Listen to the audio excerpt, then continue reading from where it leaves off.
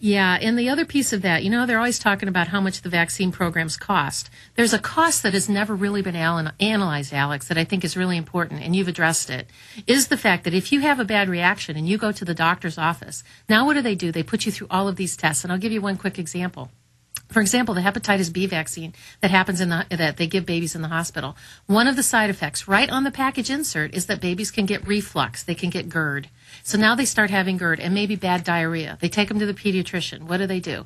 Upper GIs, lower GIs, endoscopy. They do CAT scans. They do all these different antibiotics, all these different things to this baby rather than going, oh, here it says right here on the package insert, this is a side effect, probably just a side effect of the vaccine. All of those costs, thousands and thousands and thousands of dollars of inconclusive tests, multiply that times thousands and thousands of patients. That is also a cost to the vaccine system, about vaccines. Well, I've talked to old pediatricians that saw kids 50 years ago. They say babies are different today.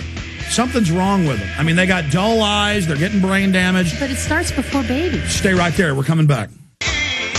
Dr. Sherri Tenpenny is our guest in studio. A lot of ground to cover in a short time.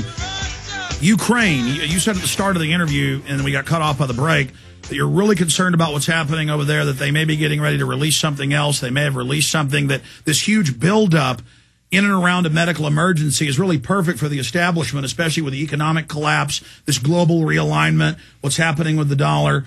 Please continue. I'm just concerned that there's another virus that's come into play.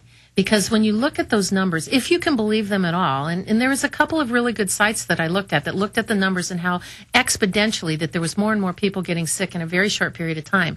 I mean, was it something in the air? Was it something that was released? Was it one of these mutant viruses that we talked about in terms of Tamiflu? That now maybe the H1N1 and the H5N1 and maybe one of these mutant viruses has started to reassort, and that there is really something a lot more virulent that's going on. Because with their supercomputers, they know how it's going to mutate in enough of a population. They admit that the nasal was live and could mutate and be spread. Why did they put out the first H1N1 vaccine nasal? Well, I think that was more for convenience. I think that was kind of an easy thing to do, but it really does spread around in the population. What do we know about this virus in Ukraine? I mean, is it a flu virus? What is it? Nobody seems to know. They just say, oh, it's killing people. Exactly. And the World Health Organization sent a bunch of people down there that they ostensibly said, oh, it's just the H1N1 virus. It's just the novel one we've been talking about, nothing to be concerned about. But that is not the way that virus has behaved over the course of the last 8 months. When we see the reports coming out of the Southern Hemisphere, we didn't have the exponentially number of people getting sick in a very short period of time. So I think that there's something else that's happening there that I think there's still some missing pieces, but I'm sure it's a story that'll evolve. Well, that's what happened in January is we had emergency managers in Indiana, New York. I got internal secret documents that were later confirmed in New York where they were telling cemeteries, get ready for millions dead.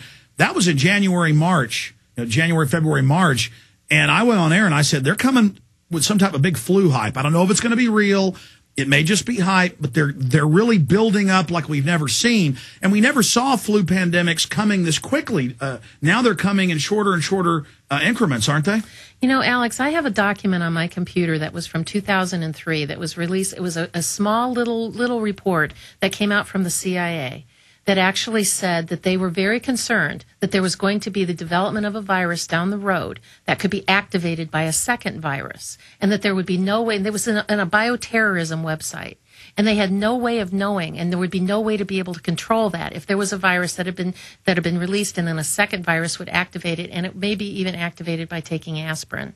I'll get you that report because it was just a small little report. I stumbled across it on my computer the other day. Why does aspirin activate so many things? I don't really know. I think it really has to do with the way that it interferes with the cytokine reactions. But it really has, it causes all sorts of reactions into the bloodstream. But you know this, that if aspirin was developed today, it would not be an over-the-counter drug. I mean, it would be a prescription because of how many different effects it has on the body. Some good, some bad. Some good, some bad. Mostly bad. Well, that's incredible because they admit Tamiflu has all these bad reactions and is highly restricted in Japan. Mm-hmm. They're just giving it to everybody like it's candy. And just like antibiotics make bacteria mutate quicker, I guess in a layman's terms, that's what these antivirals do. Absolutely. And the World Health Organization talks about this. I mean, every month they come out with reports that there is now an H1N1 a virus that has been identified in a particular country like South Vietnam or Thailand or China or places that it's resistant. They know that last year the H1N1 strain in the seasonal flu virus was 100% resistant to Tamiflu. Well, that had to have happened because we used a lot of Tamiflu previous to that. So it's going to happen. I mean, it has to happen that these viruses are going to mutate and morph around. You can't be fooling with Mother Nature like we do and not expect to have a bad outcome. Okay, I've been asking a lot of the questions. When we come back before we take calls, whatever you think is most important, I'd like you to speak about it. And then also, again, the victory of the fact that people are waking up to this push for forced inoculation, this huge brainwashing campaign. So that's positive. But also on the negative side, the fact that the government would try to push this globally and the UN is in control of the situation, that's scary. It's very scary. It's very frightening. And people really, it's so good, Alex, that we're able to talk about things like this. It's so good that people are taking an active role in investigating for themselves and just saying no. I think all the people now that are willing to take flu shots, I mean, they're in the minority. We've got more people saying, no, I don't want this. There are other things I can do to keep myself healthy. I can do vitamin D, vitamin C, there's herbals, there's oregano oil, there's all sorts of things that are out there. Even simple things, getting plenty of sleep, drinking good water, getting plenty of organic food as much as you can.